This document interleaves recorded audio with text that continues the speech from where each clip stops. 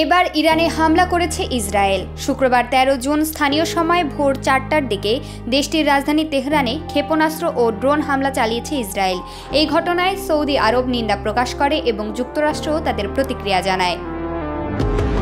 গণমাধ্যমে প্রকাশিত তথ্য অনুযায়ী এই হামলায় ইরানের সশস্ত্র বাহিনীর প্রধান মেজর জেনারেল মোহাম্মদ বাঘেরি, ইসলামী রেভলিউশনারি গার্ডের command in chief general Hossain সালামি, জ্যেষ্ঠ 2 পরমাণু বিজ্ঞানী ফেরেদুন আব্বাসি এবং মোহাম্মদ মেহেদি তেহরানচি সহ অসংখ্য মানুষ নিহত হয়েছেন।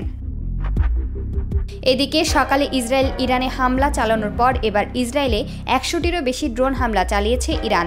তবে ইরান থেকে উৎক্ষেপণ করা ড্রোনগুলো ইসরায়েলে পৌঁছাতে কয়েক ঘন্টা সময় লাগবে বলে জানা গেছে।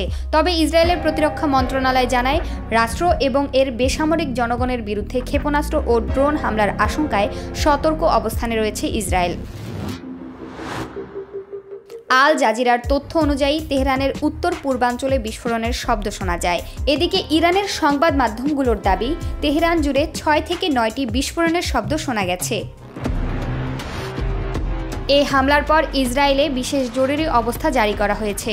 ইসরায়েলের প্রধানমন্ত্রী বেনিয়ামিন নেতানিয়াহু বলেন, ইসরায়েলের অস্তিত্বের জন্য ইরানের হুমকিকে প্রতিহত করার জন্য একটি অভিযান অপারেশন রাইজিং লায়ন শুরু করা হয়েছে।